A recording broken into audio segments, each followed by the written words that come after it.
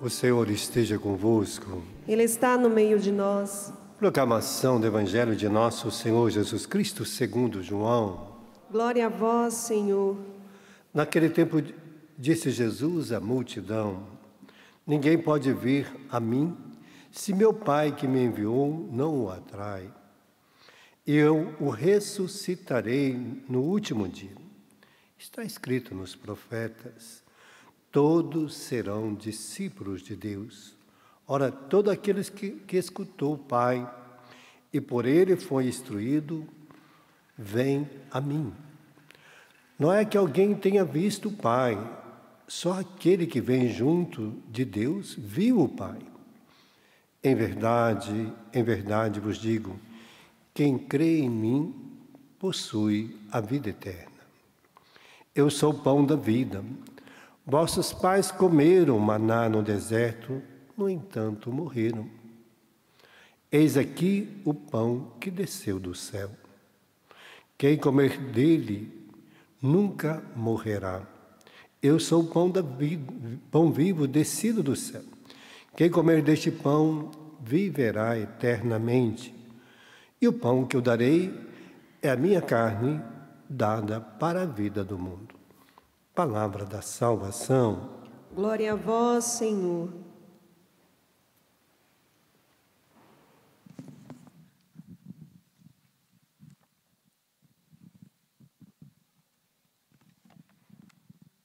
Imagina alguém ouvindo esta pregação e nunca tivesse ouvido falar da Eucaristia e nem de Jesus Cristo.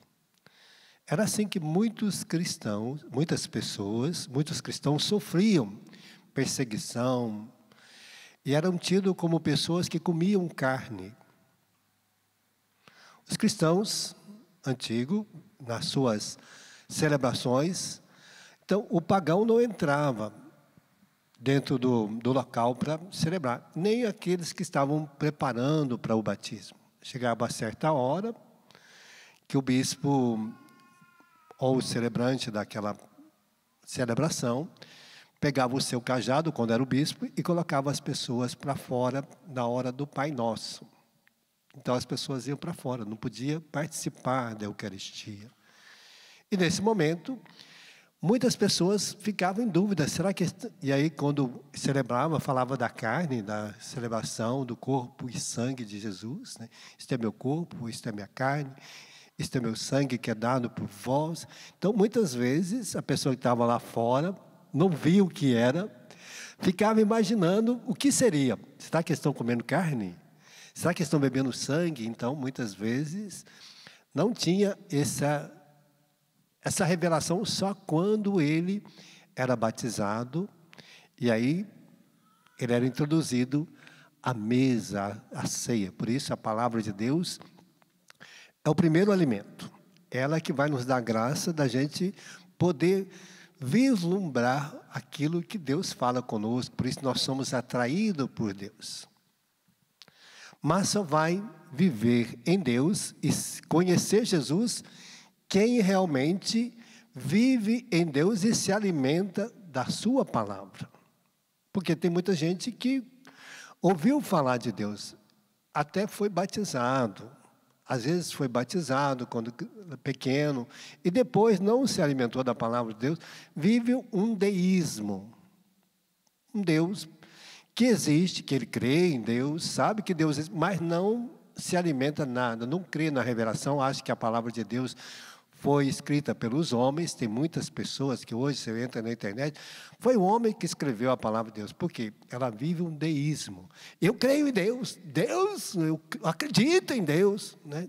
Mas acredita um Deus que longe, um Deus que não fala com ela, um Deus que não tem uma palavra para alimentar a sua vida, mas é um Deus longe, que não há uma revelação, e que não existe a palavra de Deus alimentando a sua vida. Então é um deísmo. Então, muitas pessoas vivem um deísmo ainda no nosso mundo. E por isso, quando fala de Jesus, fala da salvação, fala da redenção oferecida, do perdão dos pecados, ela não crê, não acredita que nós alimentamos do corpo e sangue, alma, divindade de Jesus, né? Não acredita, porque ela vive ainda se alimentando de si mesma, daquilo que o mundo, daquilo que ela ouviu falar, ouviu dizer, mesmo que às vezes é apresentada a palavra de Deus para ela, mas ela não acredita, né? Por isso, Jesus está dizendo que a pessoa tem que se sentir atraída por Deus, querer viver em Deus. E aí, à medida que ela vai alimentando em Deus, ela vai ser batizada. E aí, no batismo, nós experimentamos uma redenção de Deus. E aí nós vamos conhecer Cristo. Porque o batismo vai nos dar graça desta riqueza de nós aprendermos a viver em Cristo a vida nova em Deus. Por isso, a primeira leitura de hoje mostra que aquele homem, né, que vinha, aquele ministro da rainha da Etiópia, o eunuco dela, que era ministro, ele estava lendo a palavra de Deus, mas ele não a compreendia. Ele dizia, estava falando, aquela palavra era a revelação do profeta, dizendo de Jesus, que ele estava lendo, do profeta Isaías, mas ele não sabia de quem falava, se era do profeta, que o profeta experimentou aquele sofrimento, aquela tristeza, toda aquela situação, né? Por isso ele está dizendo aqui, e ele estava dizendo, peço que me explique, né? Como é importante a gente ler a palavra de Deus, como é importante nós cristãos lermos a palavra de Deus, lermos o catecismo, lermos os documentos da igreja, né? Igual hoje, quinta-feira. Por que é quinta-feira que nós temos aqui na Canção Nova, em todas as igrejas, adoração, um dia que se para viver, né? Se ninguém nos explicar, imagina seu filho perguntando para você, perguntando para a mãe, para a avó, perguntando para você mesmo que é solteiro, né? Alguém pergunta, por que vocês fazem quinta-feira de adoração? Por que isso? O que te leva a vir numa quinta-feira de adoração? Por que você faz? Aí tem um monte de explicação, né? Porque quinta-feira foi o dia que Jesus instituiu a Eucaristia. Por isso nós celebramos quinta-feira de adoração. Foi na quinta-feira que ele reuniu com os seus apóstolos, lá no andar de cima, e celebrou a Páscoa. Antecipou a Páscoa, e aí instituiu a Eucaristia. Por isso, todo ano o padre vai lá, quinta-feira, renovar as promessas dos seus sacerdotes. Então, olha, está aí. É porque na quinta-feira Jesus instituiu a Eucaristia, por isso nós temos a quinta-feira, né? Então, aí tem a sexta-feira. Por que a gente celebra jejum, penitência na sexta-feira? Por quê? Por que a igreja instituiu sexta-feira? Por causa da igreja primitiva, que antes não tinha confissão. Então, os cristãos se reuniam, faziam jejum, penitência, sacrifício, para celebrar dignamente o domingo. Porque se confessava uma vez por ano, antes da Páscoa. Só tinha essa confissão. Então, durante os outros dias do ano, não tinha. Então, a confissão só vai tornar mais presencial na nossa vida por causa de São Francisco de Assis. Ele que vai nos dar a graça, que foi pedir para o Papa confessar mais assiduamente. Então, olha aí, está vendo? São coisas que as pessoas vão alimentando, mas é por isso que nós precisamos alimentar da palavra de Deus, do catecismo, das histórias da igreja, para a gente entender. Senão, o seu filho pergunta as coisas. Mãe, de quem essa pessoa está falando? De quem que essa leitura está falando? Quem é essa pessoa? E aí a mãe não vai saber responder. Essa criança aí vai escutar de outro que talvez não vão explicar corretamente. Então, nós somos muitas vezes seduzidos por tantas outras seitas, outras dominações, outros tipos de religiosos, né, de religião do mundo, porque nós não conhecemos bem a palavra de Deus. Nós fomos batizados, mas não somos alimentados no nosso batismo por aquilo que Deus nos chamou a viver. A gente vive, muitas vezes, uma vida longe da palavra de Deus, dos ensinamentos de Deus, e aí nós somos presa fácil para o mal. Nós somos seduzidos. Por isso, esse homem, assim que ele ouviu a palavra de Deus, que Felipe explicou para eles as Escrituras, ele entendeu bem o que estava acontecendo, o que era agora a vida dele, E aí Felipe deve ter falado, olha, se você quiser também experimentar essa graça, seja batizado. E ele disse, olha, ali tem uma água, vamos me batizar. Eu quero essa graça para a minha vida. Por isso, quanto mais o pai e a mãe falam das bênçãos de Deus na vida dele, os filhos também vão querer viver. Imagina você dizendo para o seu filho, olha, graças a Deus, Deus tem me abençoado, tudo que eu tenho, porque Deus me abençoou. Deus tem feito uma maravilha, me deu filhos, me deu casa, me deu trabalho, me capacitou para ser um profissional. Toda a graça de Deus que Ele me deu, eu vivo hoje e dou para vocês. Então, esse filho vai estar querendo viver aquilo que o pai vive, né? Imagina a mãe, minhas filhas, olha, Deus me fez essa mulher, por isso eu gerei vocês, porque vocês é uma bênção para mim, me deu a graça de ser mãe, de ter uma família, de educar vocês, e por isso, por causa de Deus que vocês existem, né? Então, todos nós estaremos felizes, cada um de nós, na nossa casa, alimentando a nossa família desta riqueza. Então, mas é o pai e a mãe que iriam passar para os filhos, mostrando a riqueza daquilo que eles se alimentam. Quando você ficar mal, você vai se alimentar desta graça. Primeiro nós vamos alimentar a palavra, você já foi batizado, você vai viver, renovar as promessas do seu batismo, você vai fazer a primeira Eucaristia.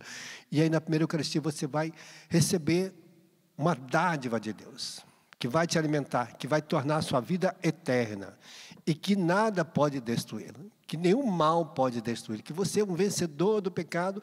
Quando você alimenta do corpo, sangue, alma, divindade de Jesus, você torna o seu corpo como dele, um corpo santo, um corpo puro, digno. Então, imagina, nossos filhos vão ter a alegria de poder alimentar do corpo e sangue de Jesus com alegria, porque nós estamos ensinando, nós estamos dando a ele, né? Por isso, o batizado torna uma pessoa alegre, né? Por isso que vai dizer desta riqueza hoje, aquele homem foi batizado e a alegria tomou conta dele, porque agora eu sou vencedor do mal, o demônio, o pecado, nada mais tem poder sobre mim, nem a morte, eu vou vencê-la. Então, o que mais poderia ter um homem de riqueza? O que mais você pediria de riqueza para a sua vida? Imagina você sendo um consagrado.